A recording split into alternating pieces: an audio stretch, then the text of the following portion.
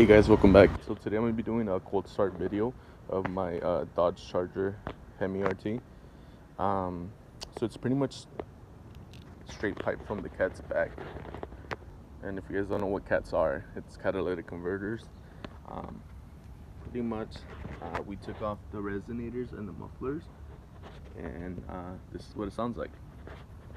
And stay tuned for a burnout video of me burning out my Michelin Pilot tires.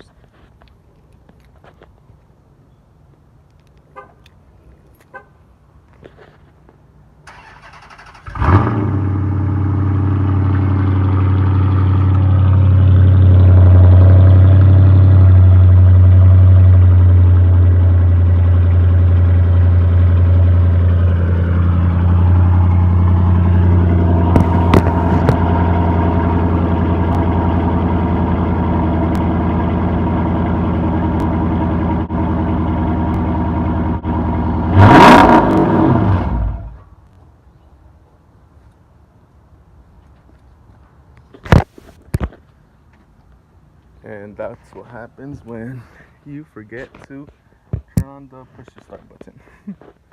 Thank you so much for watching.